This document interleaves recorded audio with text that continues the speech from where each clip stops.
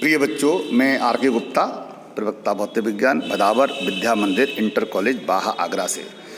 प्यारे बच्चों, कक्षा 11 के सभी छात्र छात्राओं का इस ऑनलाइन क्लास में स्वागत है।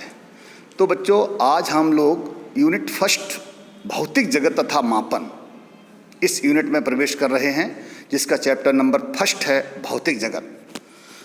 तो सबसे पहले हमें भौतिक जगत यानी फिजिक्स के अंदर ये चैप्टर वास्तव में एक बेसिक कॉन्सेप्ट है, और जब तक हमारा बेसिक कॉन्सेप्ट क्लियर नहीं होगा तब तक हम बहुत अच्छी फिजिक्स को नहीं समझ सकते। इसलिए प्यारे बच्चों, आपको सबसे पहले इसको समझना होगा कि ये फिजिक्स है क्या, यानी भौतिक विज्ञान है क्या। तो फिजिक्स वह विज्ञान है जिसके अंतर्गत प्रकृति अथवा प्राकृतिक घटनाओं का वैज्ञानिक अध्ययन किया जाता है। जिसके अंदर हम प्रकृति यानी नेचर और प्राकृतिक घटनाओं का वैज्ञानिक अध्ययन करते हैं, उसका नाम है फिजिक्स यानी भौतिक विज्ञान। कौन सी घटनाएं? जैसे आप लोग समझ रहे होंगे, सूर्य का उगना और अस्त होना, इसमें हमारी फिजिक्स है। वर्षा का होना, ये वर्षा क्यों होती है, कैसे होती है। आंधी का आना, ग्रहों की गति, ग्रह किस प्रकार गति करते हैं, इसका अध्ययन करना। उपग्रहों की गति, आगे आप चैप्टर पढ़ेंगे फिजिक्स के अंदर डिटेल में, ग्रहों गति चैप्टर पढ़ेंगे। सूर्य ग्रहण क्या होता है, चंद्र ग्रहण क्या होता है, बादलों का बनना, साबुन के बुलबुलों का चमकना, ऋतुओं का बदलना इत्यादि उपरोक्त घटनाओं के वैज्ञानिक अध्ययन से हमें उन घटनाओं को आसानी से समझने का प्रयास करते हैं। वास्तव में सूर्य ग्रहण, ये चंद्र ग्रहण, ये एक वैज्ञानिक घटना है और कुछ नहीं है। इसको जब हम लोग आप पढ़ाएंगे, आपको प्रकाशिक लाइट यूनिट के अंदर 12th में आपको बताएंगे सूर्य ग्रहण, ये चंद्र ग्रहण क्या है। ये एक सिंपल एक वैज्ञानिक घटना है जिसको हमें अपने वैज्ञानिक दृष्टिकोण से समझना है। तो आगे बढ़ते हैं। द्रव्य यानी मैटर, हर वह वस्तु जो स्थान घेरती है जिसमें द्रव्यमान होता है, जिसे हम अपनी ज्ञानेंद्रियों के द्वारा अनुभव भी कर सकते हैं, द्रव्य कहलाती है। ज्ञानेंद्रियां, जैसे कि मान चलिए हमने किसी वस्तु को छुआ, टच किया, तो हमने स्पर्श किया, उससे हमें अनुभव हो गया। आप आंख बंद करके बता सकते हैं कि उत्तल लेंस कैसा है, अवतल लेंस कैसा है। ये हम टच करके हमको उसको आभास हो जाता है, हमको ज्ञान हो जाता है। तो इसका मतलब क्या है, लेंस भी द्रव्य है। तो द्रव्य हर वह वस्तु है, पानी भी द्रव्य है। पानी को हम टच करके बता सकते हैं अपने ज्ञानेंद्रियों से, यानी कि जिस पदार्थ को हम अपनी ज्ञानेंद्रियों के द्वारा हम समझ सकें उसे कहते हैं द्रव्य। तो मेरे बच्चों, समझ में आ गया होगा कि हर वह वस्तु जो स्थान घेरे, स्थान भी घेरे, जिसमें द्रव्यमान भी हो, जिसे हम अपने ज्ञानेंद्रियों द्वारा अनुभव भी कर सकें, तीनों बातों को ध्यान समझिएगा, उसको द्रव्य कहते हैं। लकड़ी, लोहा, सोना इत्यादि आप जो लिखा हुआ है सारा कुछ पढ़ रहे हैं। पारा भी द्रव होता है, तो द्रव अवस्था में है पारा, लेकिन वो भी द्रव्य है। तो इस प्रकार आपने समझ लिया कि द्रव्य की 3 अवस्थाएं हैं, ठोस, द्रव और गैस। आगे बढ़ते हैं। ऊर्जा यानी एनर्जी, किसी वस्तु के कार्य करने की क्षमता को ही ऊर्जा कहते हैं।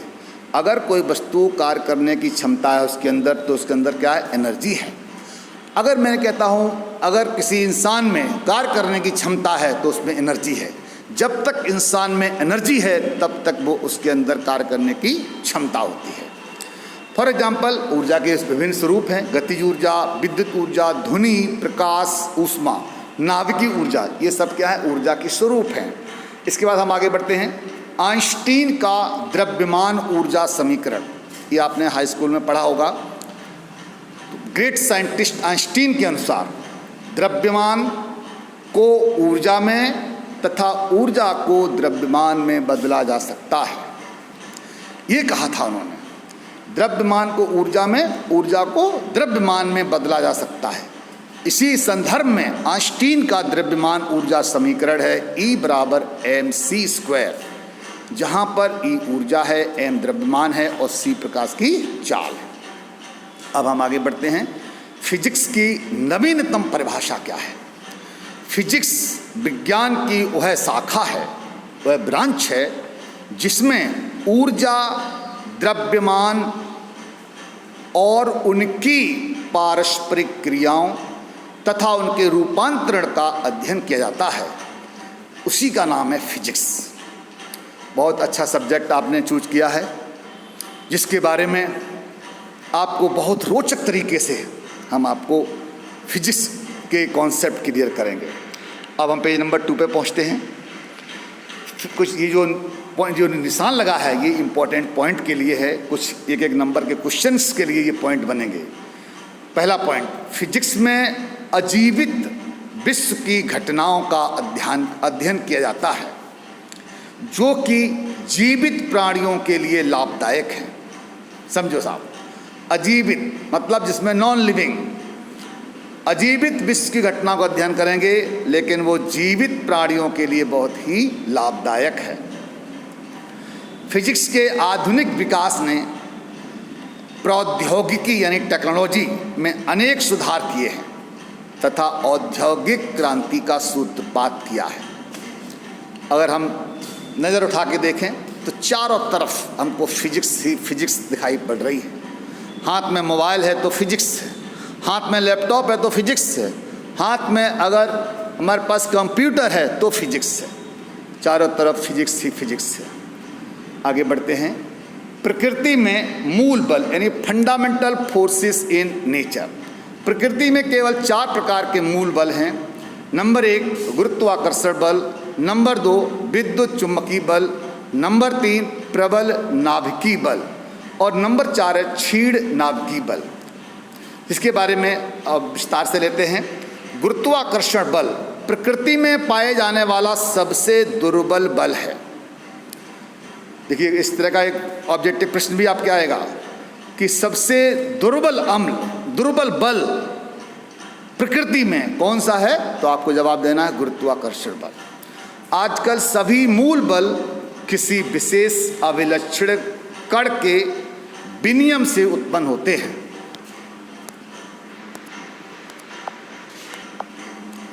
तो बच्चों, इसके बाद गुरुत्वाकर्षण बल, अभी तक अनिर्धारित कण ग्रेविटॉन के, तो इसमें आपको समझना है, इतना पूछा जाएगा कि गुरुत्वाकर्षण बल किस विशेष अविलक्षणिक कण के विनिमय से उत्पन्न होता है, तो आपको जवाब देना है ग्रेविटॉन, अंडरलाइन किया हुआ है।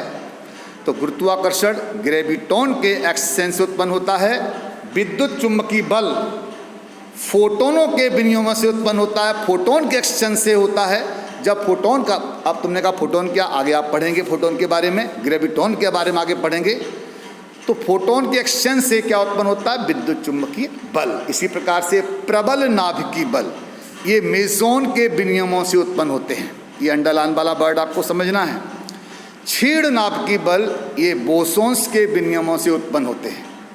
इसके बाद आगे आता है संरक्षित राशियाँ कौन कौन सी हैं, जैसे कौन कौन सी राशियाँ संरक्षित रहती हैं। वे राशियाँ जो कुछ निश्चित शर्तों के अंतर्गत समय के साथ नियत रहती हैं संरक्षित कहलाती हैं। संरक्षित का मतलब है नष्ट न हो, यानी उनका जो टोटल है वो वही रहे।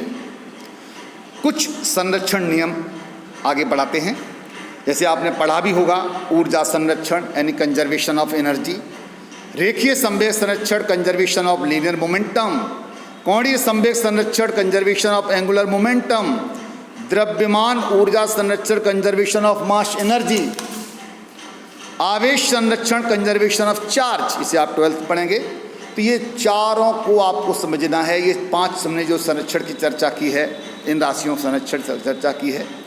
आप कुछ पॉइंट लेते हैं। फिजिक्स यानी भौतिकी प्राकृतिक विज्ञान की प्रमुख शाखा है। फिजिक्स को हमने देखो डिफरेंट एंगल से समझने का प्रयास किया है।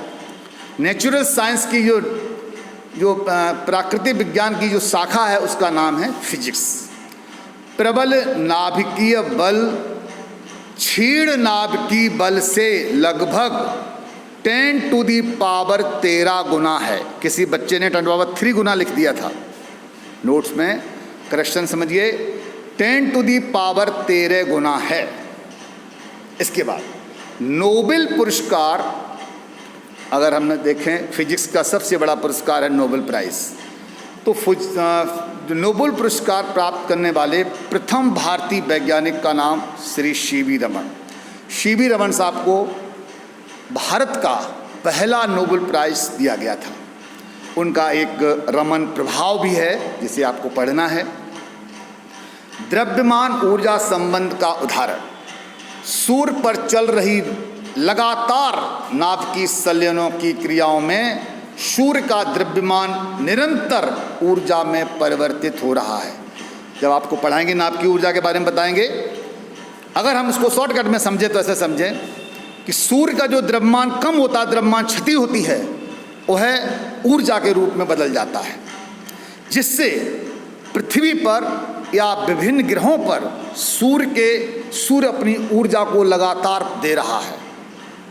यानी सूर्य का द्रव्यमान जो कम होता है वो द्रव्यमान ऊर्जा में कन्वर्ट हो जाता है।